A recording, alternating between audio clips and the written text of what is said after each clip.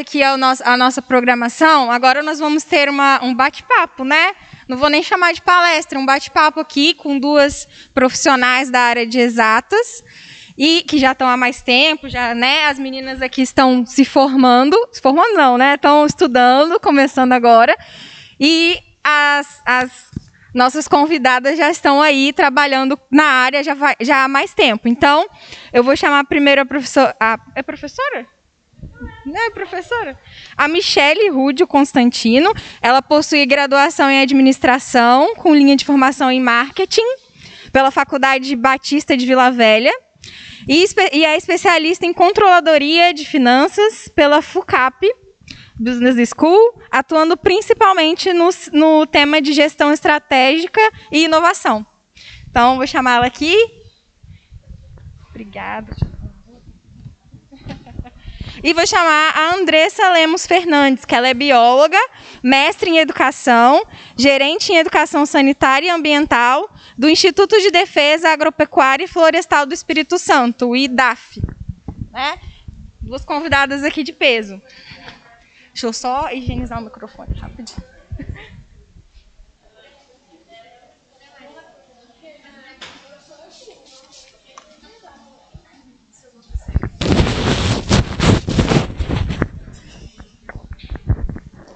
Boa tarde, pessoal. Não vou usar máscara, porque eu acho que perde um pouco da conexão e também porque eu sou aprendiz ainda visual usando óculos, negócio de ficar embaçando toda hora o óculos é chato pra caramba. A Esther me pegou pelo pulo do...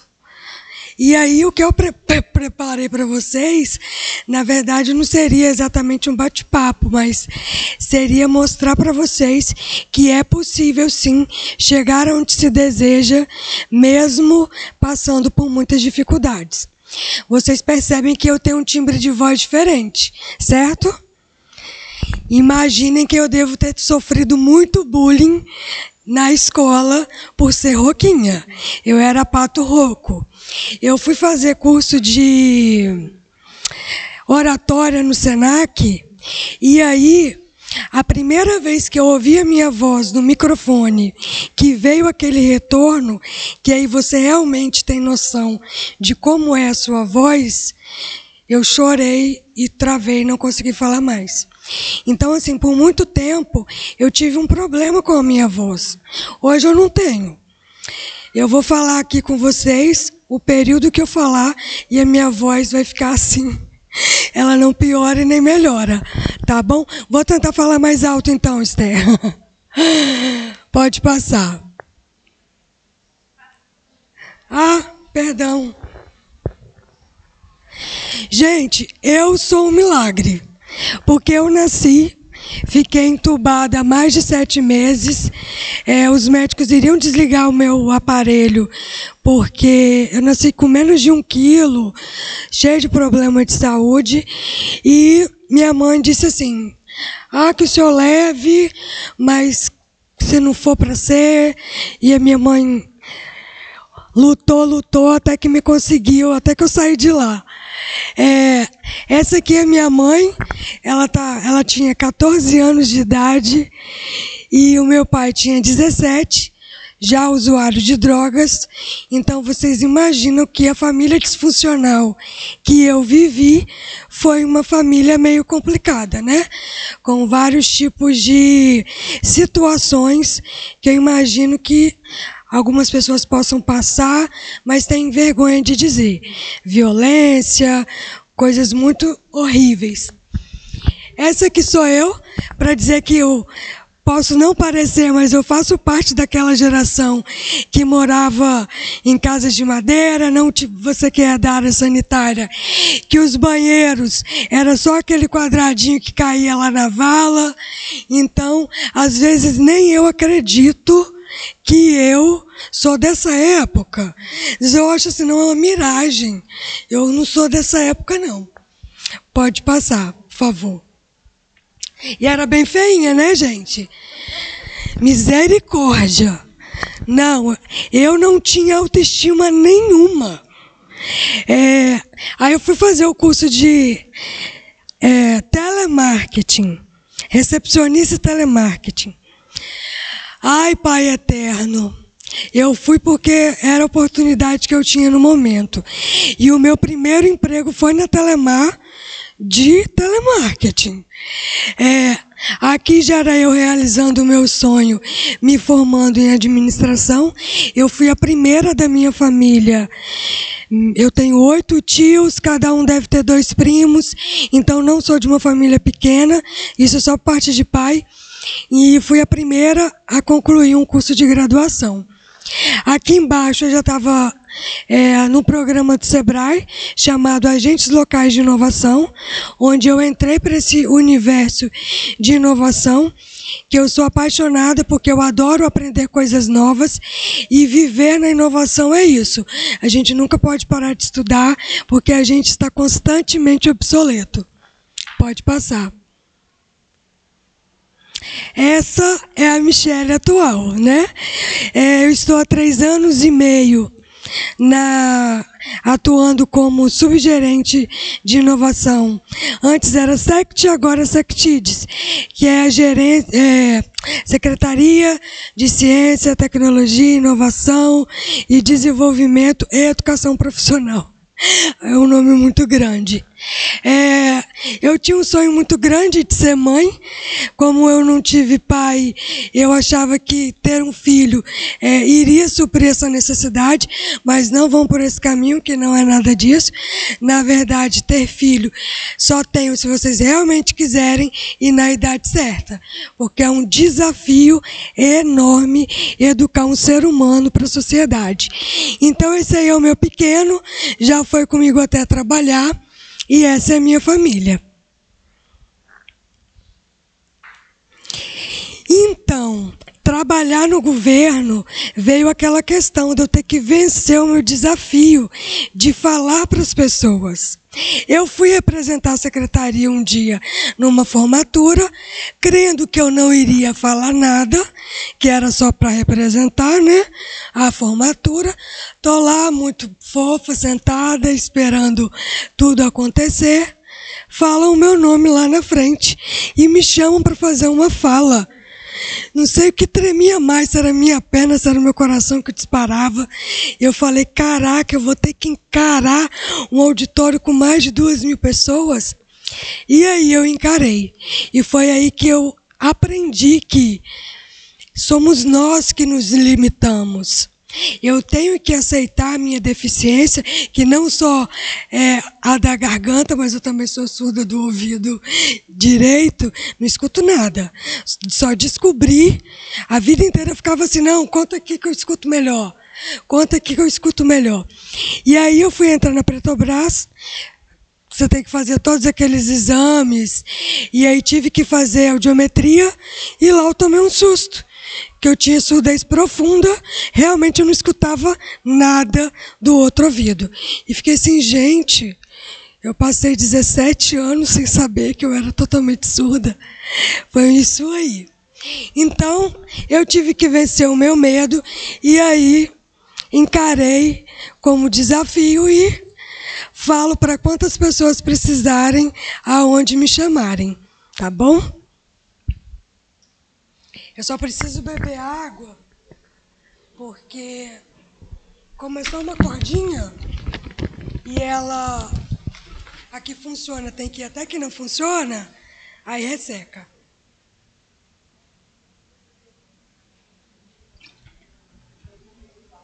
Isso aqui é uma ação da SECTIDES quando a gente ainda podia aglomerar, né? A gente na Semana de Ciência e Tecnologia. E aqui eu com a equipe do MCTIC, organizando o evento Teias de Inovação, que foi o último evento presencial que nós organizamos antes da pandemia. Pode passar. Quando eu disse que eu tinha que aceitar a deficiência que eu tinha, todos nós temos alguma coisa em nós que não gostamos. Eu fico feliz que a maioria está com o cabelo assumido. Mas a gente sabe que a gente sofre muita influência de que tem que seguir um padrão, e a gente não tem que seguir nenhum padrão. O padrão que a gente tem que seguir é o padrão que a gente escolhe, que a gente se sente bem. Então, se eu quero que o meu cabelo seja cacheado e fique bagunçado, é o cabelo que eu vou usar, não é porque todo mundo está platinando cabelo, usando cabelo liso, que eu vou fazer isso. Eu tenho a deficiência da minha fala. Não vou deixar de falar para as pessoas porque eu tenho uma voz rouca. Todo mundo me pergunta assim e fala para mim: nossa, faz chá de não sei o quê, não sei o quê. Ou, nossa, tadinha, você deve sofrer muito, né? Porque a voz é assim. Às vezes eu mando áudio e a pessoa manda assim: melhoras para sua voz, viu? Ou, pior ainda, mesmo eu dizendo que não tem jeito, eu sou cristã, aí as pessoas dizem assim: não, mas é porque você não orou com fé ainda.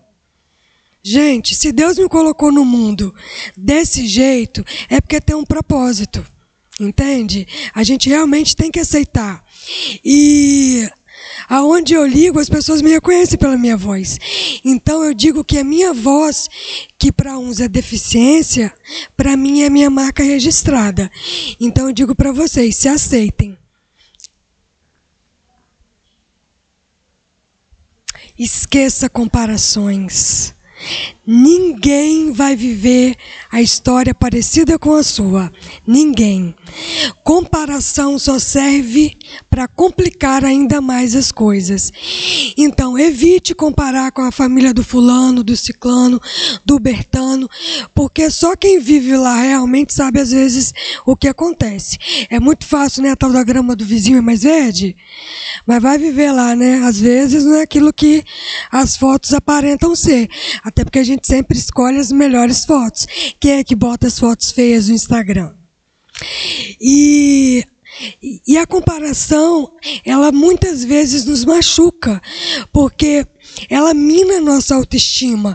Porque você acha que, poxa, fulano tem a família que apoia, e isso e aquilo, e como é que vai ser para mim?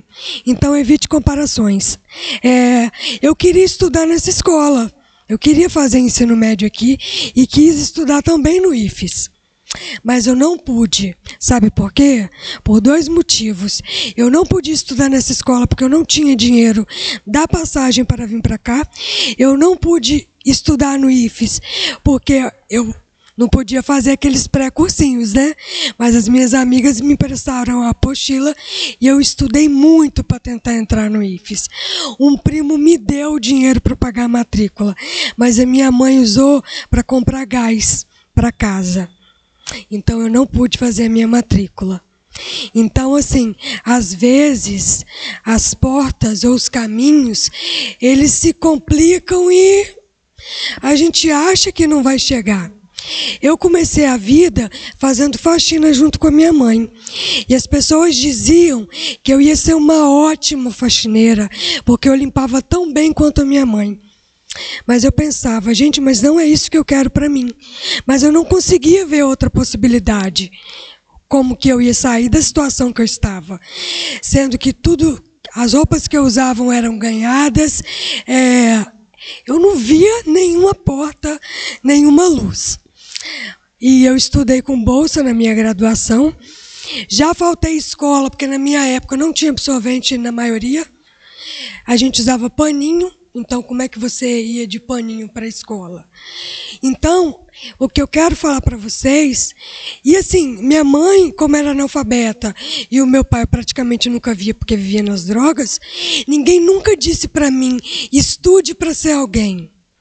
Eu acho que a minha vontade de estudar e de pensar assim, somente a educação vai fazer eu chegar onde eu quero, eu acho que era porque quando eu ia trabalhar com a minha mãe, via que as pessoas que tinham estudado, que eram médicas e tal, tinham uma vida melhor, e aí isso entrou na minha cabeça, porque eu sempre gostei de estudar, e eu sempre tive na minha cabeça, é a educação que vai fazer com que eu realize os meus sonhos.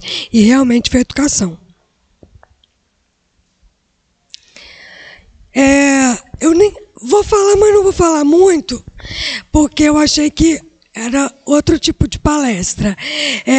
A inovação, ela é diferente de invenção. Vocês sabem o que é invenção, né? A pessoa cria alguma coisa do zero, tipo, o óculos 3D foi inventado por alguém, certo? Mas ele só virou uma inovação porque ele foi para o mercado. Então, invenção e inovação, o que diferencia é porque um fica agarrado no campo da ideia e o outro realmente vai para o mercado. Por isso que a gente difere uma da outra. Pode passar, por favor, meninas. Então, hoje está muito mais complicado o mercado de trabalho do que a época que eu entrei.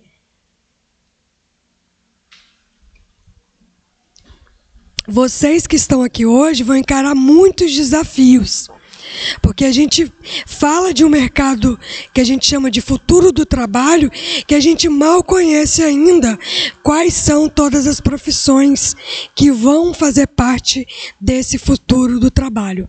Mas uma coisa que vai fazer diferença, independente de qual seja a profissão ou curso, são essas soft skills.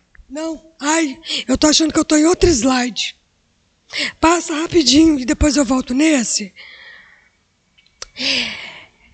Escutativa. Tem gente que não tem paciência para escutar o outro, já está interrompendo, porque acha que já sabe. Então, assim, você tem uma escutativa, esperar o outro terminar de falar, para você ponderar, é o que o mercado pede. A adaptabilidade, porque hoje a gente não sabe, a gente tem que se adaptar o tempo inteiro. Vai ter uma caixa de sono, vai ter. Se você não, as pessoas que são rígidas, que não gostam de mudanças, que querem que as coisas sejam do mesmo jeito sempre, vão enfrentar desafios. Comunicação, todo mundo hoje tem que saber se comunicar. Essa vergonha que a gente tem de falar em público tem que perder. Inteligência emocional faz toda a diferença, eu vou falar depois. Essa coisa de querer sempre buscar inovar, fazer além. O que nos difere da máquina, do robô, é que nós somos seres humanos e podemos. Então, assim, pense assim: como é que eu vou inovar? Fazendo coisas que o robô não faz. Porque se você faz ou quer fazer alguma coisa que o robô faz, significa que você vai ficar para trás, porque é um robô que vai fazer a sua função. Trabalhar em equipe é fundamental. Eu não gostava de fazer trabalho em grupo, tá? Na época eu tinha essa coisa.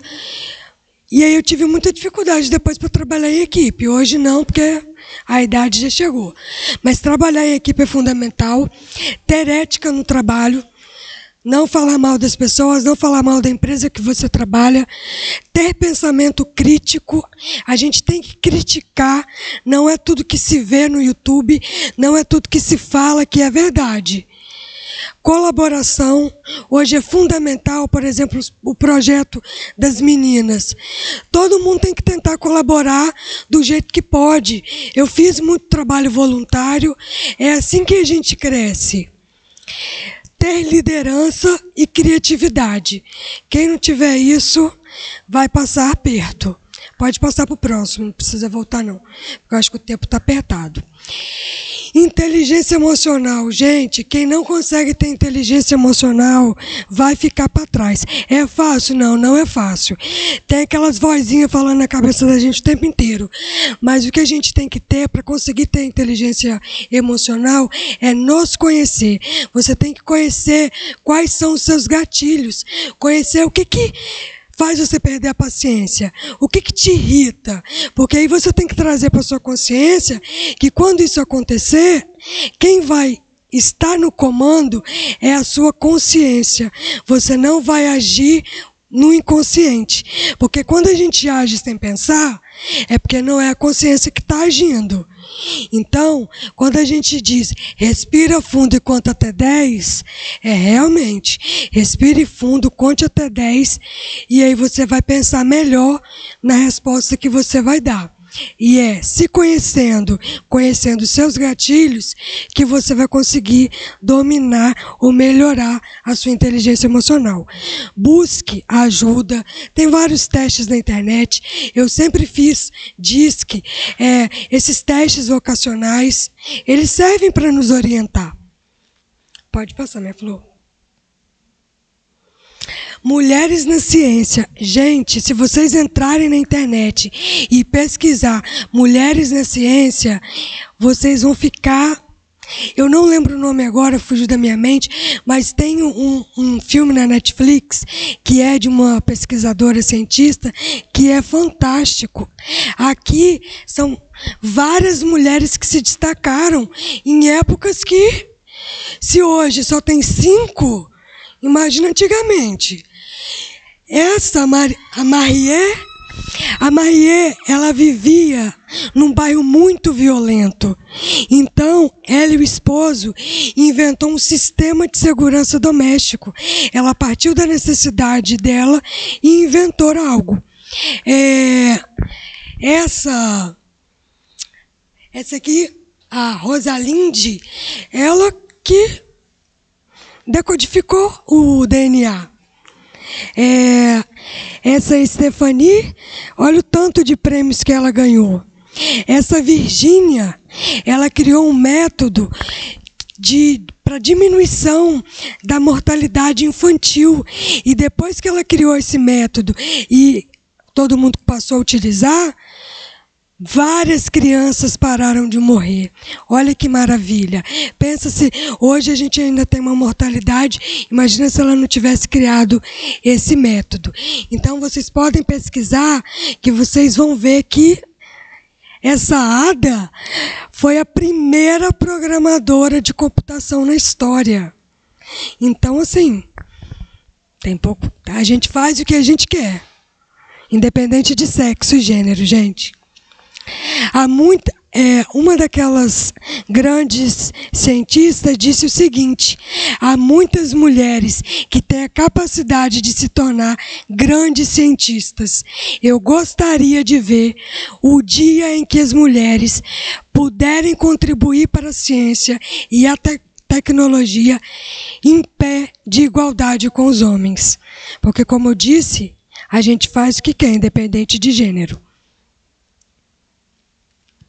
E aqui são algumas frases que eu acho fundamentais para a gente refletir no que a gente pode ser, realmente o que a gente quer ser. Dificuldade. O que faz a vida ter graça são as dificuldades.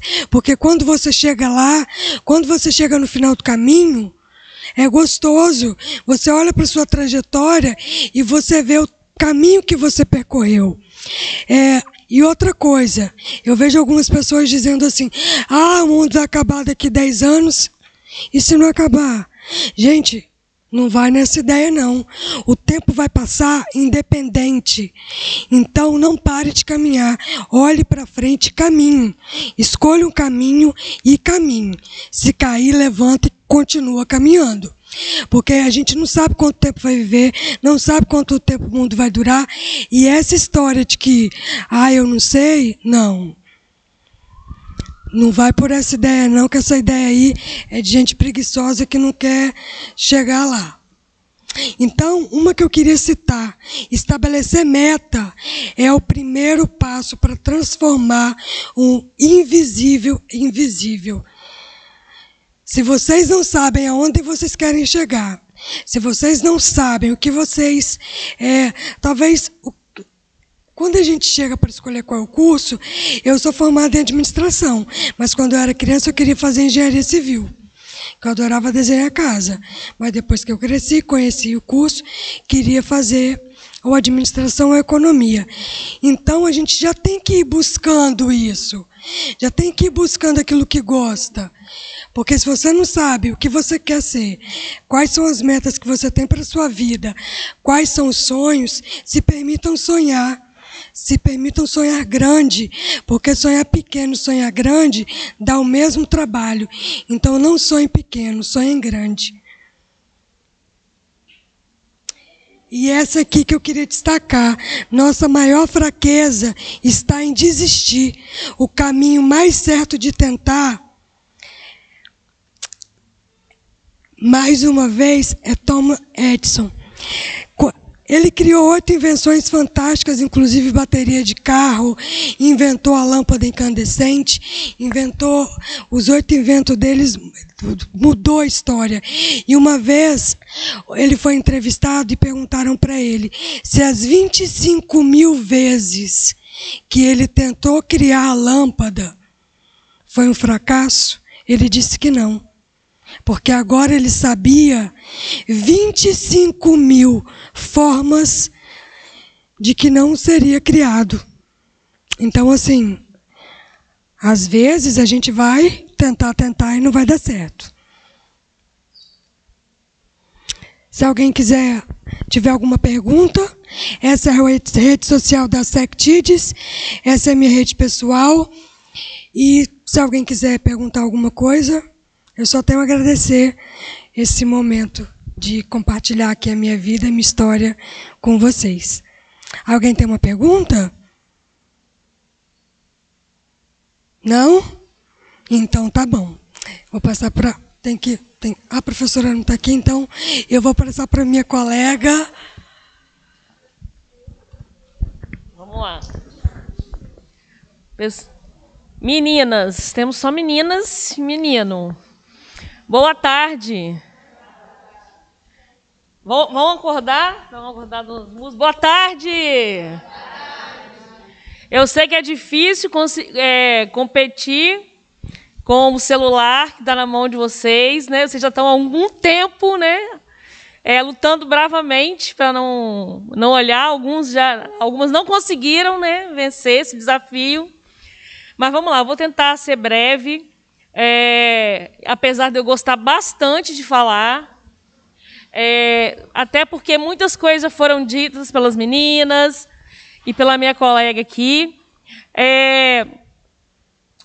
Eu sou Andressa Fernandes, eu não sou da área de exatas, eu sou bióloga, eu sou da área, né, das biológicas e fiz mestrado na área da educação. E várias coisas que você foi relatando, a gente vai criando, né? Poxa, também passei por isso, eu vivenciei isso. Poxa, eu tive um privilégio, eu não precisei passar por isso, né? Sempre também vim de uma família muito humilde, mas não tão quantos percalços, né, como você passou.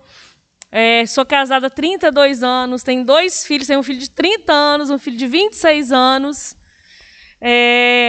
Meus pais, né, vivem juntos até hoje, são vivos, tem mais 3 irmãos também casados, com filhos, né? Sou tia de vários sobrinhos. Só que o que eu fiquei pensando, assim, diante de tudo que já foi dito, o que eu poderia dizer para vocês? Primeiro, que, né, quando eu olho, né, diversidade de rostinhos, de tamanhos, de cabelos, né, hoje a gente tem tantas cores de cabelos, né, que nós não tinha antes. Eu passei de uma adolescente magrinha, branquela, que eu era branca azeda, que eu era magrela, eu era, né, todo mundo tem um adjetivo, né, até muitas vezes, não só na escola, a própria família, né, te chama de branquela, de branca azeda, minha mãe me chamava, né, ainda diz que carinhosamente, mas isso vai ficando na nossa mente. E eu tinha uma autoestima lá embaixo do embaixo. Eu me sentia na escola, na família, mais feia, mais burra, mais incapaz. E como eu olho para trás e vejo como que eu superei isso, como que eu consegui encontrar um curso que foi a biologia, que me encantou, que eu me apaixonei. Não é fácil fazer uma graduação, não é fácil fazer uma pós-graduação, não é fácil fazer um mestrado. Então, o primeiro grande desafio é encontrar uma profissão que vocês realmente se identifiquem, porque, não sei se vocês perceberam, quando as meninas falam, os olhinhos delas brilham, elas têm entusiasmo, elas estão amando o que elas estão fazendo, e isso é parte fundamental para a gente não desistir, buscar uma coisa que a gente goste mesmo de fazer. E segundo, é você depois encontrar um trabalho também que te dê prazer, porque a gente vai passar 30, 40, alguns 50 anos fazendo aquela tarefa. Não que a gente não possa mudar. E dentro dessa escolha, hoje a gente entende que a gente tem que aprender todo dia. Eu tenho 27 anos que eu atuo com educação ambiental. E todo dia eu tenho que aprender, todo dia eu tenho que estudar as novas tecnologias. Todo dia a gente tem uma nova tecnologia. As meninas falaram aí de programas que eu nunca ouvi falar, mas na minha área todo dia surgem novos programas, novas formas de fazer, e a gente tem que estar o tempo todo se atualizando, o tempo todo estudando. Então a gente tem que ter essa disposição, essa disponibilidade, essa vontade de fazer. Agora, eu também tive muito boas lições dos meus pais, apesar, né, deles terem pouca escolaridade. Eu também fui a primeira na minha família a ter um curso superior, a primeira a ter um mestrado, mas eu sempre ouvi dos meus pais de que, seja qual a profissão que você escolher, procure ser a melhor. Mas não é aquela melhor que quer passar por cima dos outros para se dar bem, para chegar na frente. Não tem aquele pessoal que quer chegar primeiro na corrida e puxa, né, a roupa do outro para ficar para trás? Não, não é esse tipo de melhor. É buscar ser o melhor que você conseguir ser. Se dedique ao máximo, se empenhe para que você se supere. É que a gente, como ela disse muito bem, não é você se comparar a ninguém. É você buscar superar os seus limites, as suas limitações, que todos nós temos limitações.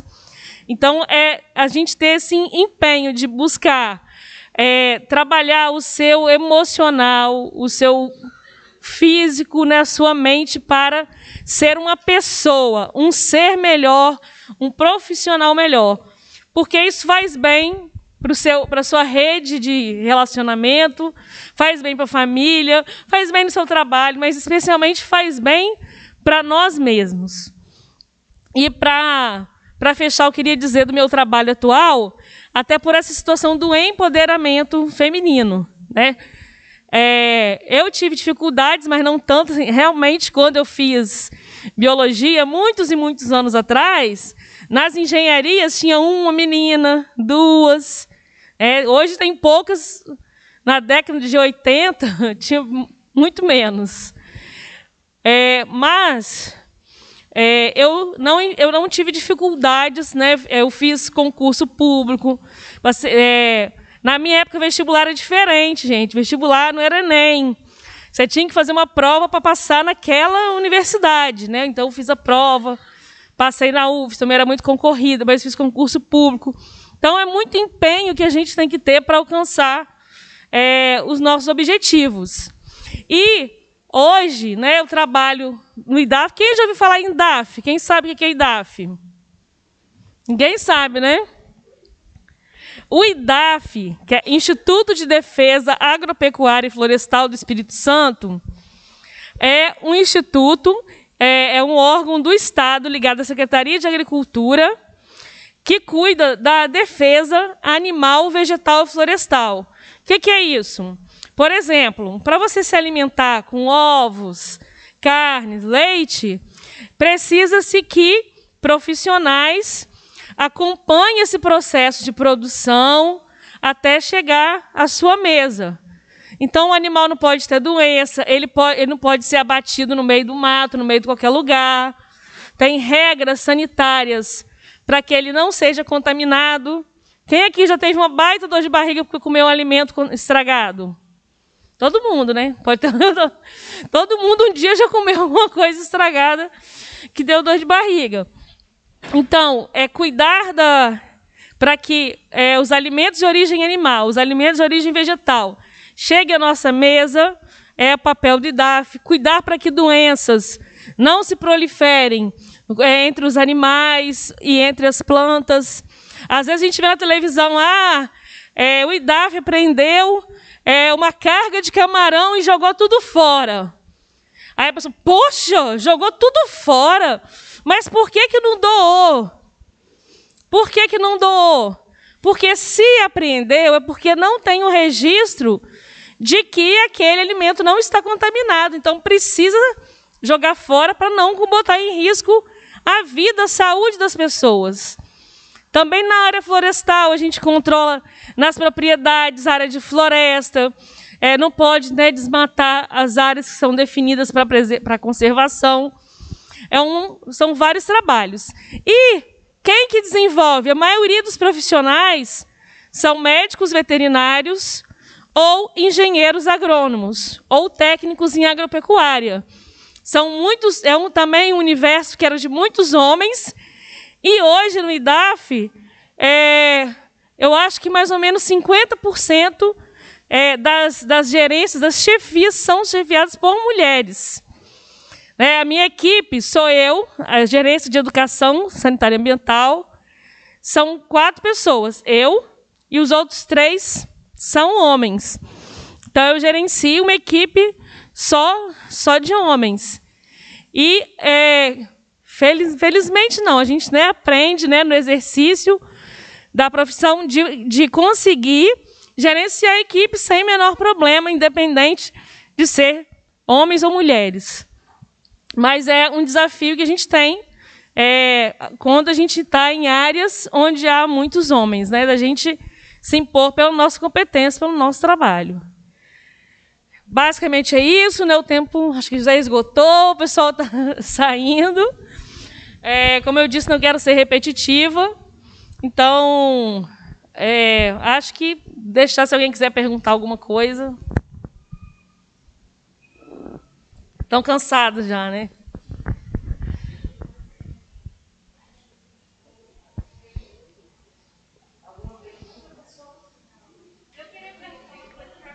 Pode. Eu também queria perguntar um monte de coisa para ela. Sobre justamente essa parte masculina, tem essa dificuldade de áreas que só ver homens trabalhando, algo assim? Isso vem mudando. Ai, não consigo. Isso vem mudando. Já trabalhei em equipes que só tinham homens, muitas vezes, muitas e muitas vezes. Às vezes onde eu era a única mulher ou a segunda mulher. Nunca. Atualmente, que eu estou numa equipe mais mista.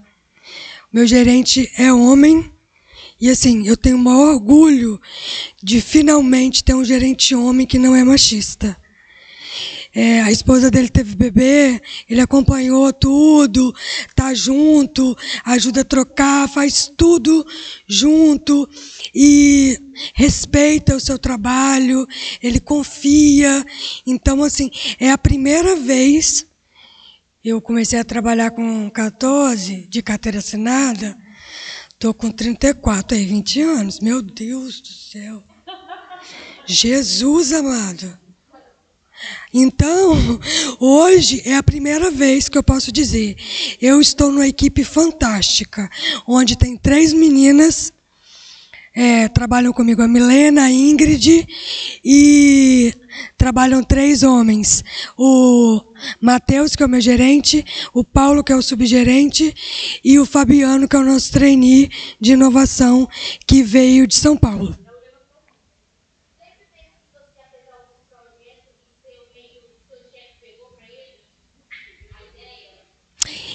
Então, eu não me recordo exatamente se aconteceu isso, mas eu saí de um lugar por conta disso. Me pediram para fazer um trabalho, era um trabalho da área da engenharia de produção, porque naquela época eu tomava conta da gerência de produção de uma fábrica de médio porte, e aí era um trabalho gigantesco, não ia ficar fácil não. E aí eu ia fazer, mas era outra pessoa que ia tomar o nome. E aí eu virei para o diretor e falei assim, mas por quê? Se eu... mas tem que ser fulano. Eu disse, então não vou fazer não. Aí ele disse assim para mim, se você quiser vencer na vida, você vai ter que fazer muita coisa assim. Eu já fiz muita coisa onde quem levou o nome foi outra pessoa. E eu disse, não, eu não vou passar por isso não, porque eu não vou aceitar isso. O que eu fizer é meu. Então, eu dei um basta ali. Porque se a gente vai aceitando, a gente realmente depois não dá conta. Pode. Então, pessoal, ela fez uma pergunta que envolve tantas questões, né? Independente de ser mulheres ou homens, independente do chefe ser mulher ou homem, todos nós podemos passar por situações assim no ambiente de trabalho. Isso está mais relacionado a um conceito de ética. Então, nós não podemos, em qualquer situação de trabalho profissional, nos submeter a coisas que fujam aos nossos valores e princípios e que envolvam falta de ética. Então, realmente, a gente tem que resistir, não se submeter a esse tipo de situação. Eu também já passei, mas não foi gerado por homem, foi gerado por mulher, minha chefe era mulher. Meus 27 anos de profissão, grande parte minhas gerentes eram mulheres. Então, assim, esse tipo de situação acontece independente de gênero. Alguém quer perguntar mais alguma coisa? Mais assim para a Andressa. Andressa, você que é do IDAF, às vezes para a gente que está aqui na Grande Vitória, parece ser uma coisa distante. Mas nos 78 municípios do estado, 77 tem uma área rural. Menos Vitória, vamos colocar assim. Para as meninas que querem seguir essa carreira na área de exatas, na tecnologia, para fazer assim, para o IDAF, ele produz, ele ajuda muito essa parte dos agricultores. Essa produção de tecnologia no estado, tem mercado para essas meninas? Com certeza, gente, a cada dia, né, quem mexe mais com pesquisa e extensão é o INCAPER, né, porque o Sistema Agricultura ele tem o IDAF, que é mais voltado para fiscalização, monitoramento, e tem o INCAPER, que é de pesquisa e extensão. Só que nós também fazemos pesquisa e a inovação ela faz parte. O governo, inclusive, ele criou em cada órgão um coletivo, em cada órgão para pesquisa e inovação. Então, até na minha sala, tem o Guilherme, que ele coordena lá o escritório de inovação lá do IDAF, e cada vez mais a gente atua com inovação, drone, o pessoal já sai com tablet para monitorar, para fazer todo o monitoramento, principalmente da área florestal. Envolve muita tecnologia, muita inovação, precisa bastante das exatas no trabalho, no processo. E sim, né, nós estamos nos 77 municípios, com escritórios ou postos. Só Vitória porque Vitória, no seu território, como se não tivesse área rural. Embora, no centro de Vitória, ali naquela montanha, né, que é a Fonte Grande, ali existem algumas propriedades rurais, mas no plano diretor urbano, que organiza a cidade, é como se não tivesse. Então, acaba ficando um pouco sem esse acompanhamento, mas o escritório central do IDAF é aqui em Vitória, e a gente atende o estado todo.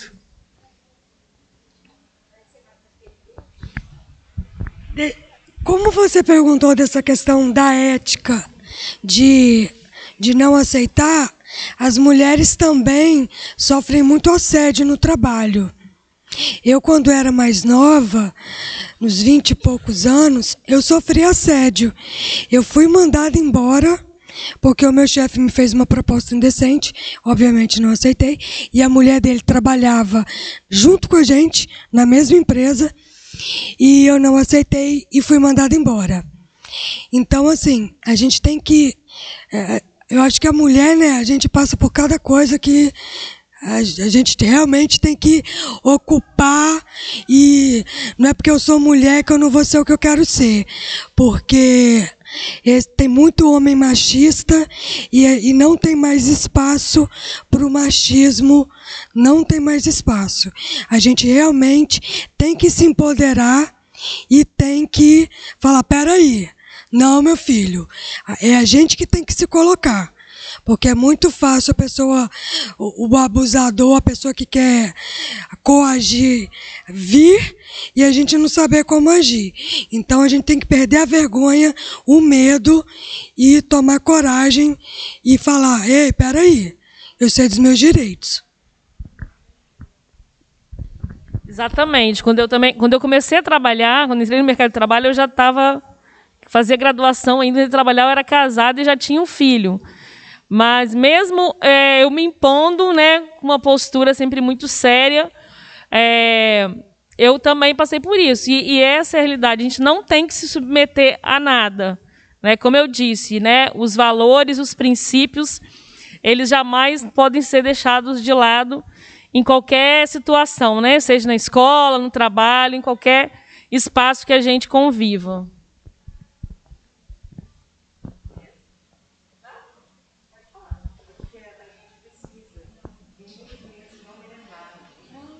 Não, imagino.